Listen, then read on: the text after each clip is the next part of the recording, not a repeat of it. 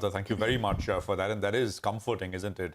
Amidst all of this noise which is hitting our shores, which at some point in the future, fingers crossed, will cause some slowdown, manageable, I guess. Anand is, of course, still with us. Anand, just for viewers watching, I mean, I'm assuming all the viewers who are watching have some exposure already.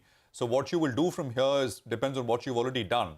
Having said that, if you have surplus cash to invest, would you put that to work now, or and in what way? If you can be a little more specific. So let's say you're looking at an average investor who usually follows a 60-40 allocation. Since that's the benchmark, we can start with that. I would argue that you are still not in a market where you should be doing a 60-40 allocation between debt and equity. Debt is far more attractive for the next 12 months than equity is on a risk-adjusted basis.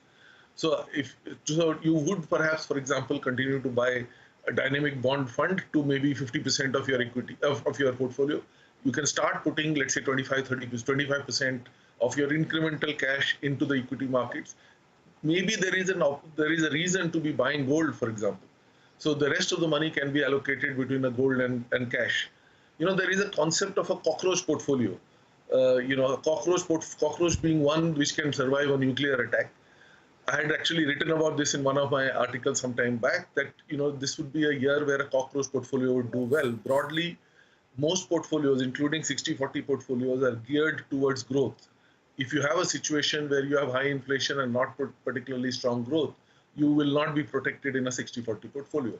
So you may want to diversify into precious metals and the cash to some extent.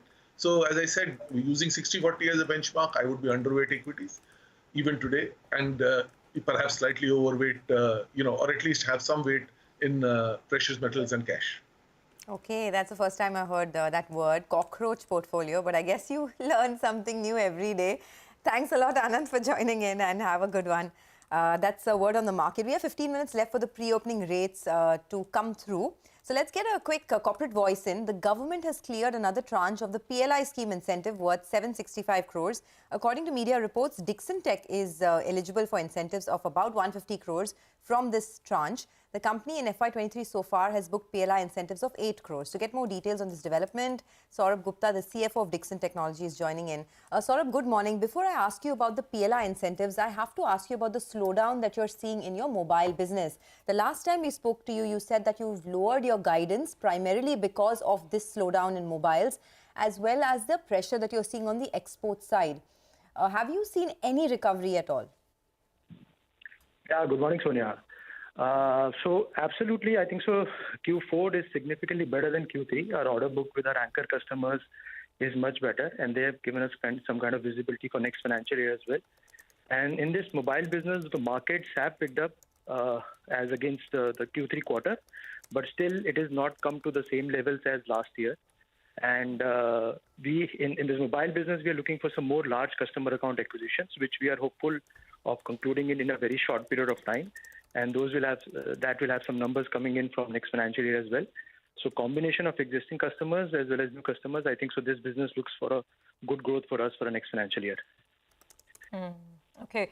Saurabh, hi, good morning. I just want to understand what's happening with respect to the PLI monies.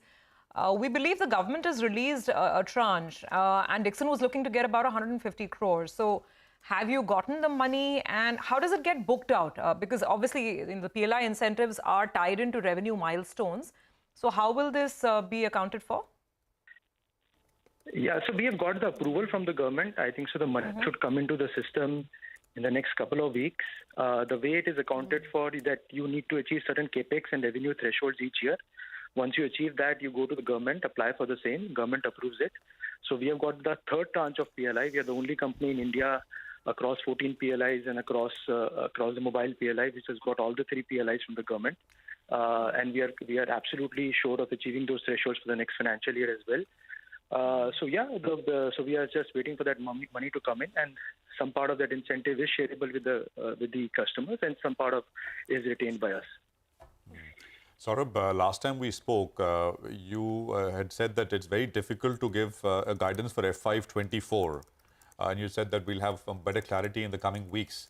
Can you put out a number now, possible? The earlier number was 19 to 21,000 crore range.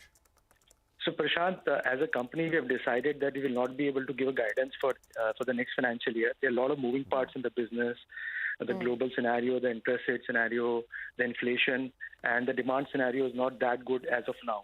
So it's very difficult to predict. So what we can say is that we will continue to grow and we'll continue to outperform the industry growth, is what I can see. And we'll continue to take higher share of order from existing customers and continue to add more customers. But you said that FY24 revenue guidance is likely to be lowered from 19,000 crores. Would you not lower it now, given that things have improved? Sonia, I actually don't want to give a number on any kind of a number. Yeah. All right. Got it. Thanks a lot. I mean, we understand that it's the evolving situation and it's a challenging time, but thanks a lot, Saurabh, for joining in. So Q4 is better than Q3 and the mobile business market has picked up. I think that will be music to the ears of Dixon Tech investors. Let's slip into a quick break. On the other side, we'll have Mitesh Thakkar and Sudarshan Sukhani join in for some technical tips. Stay tuned.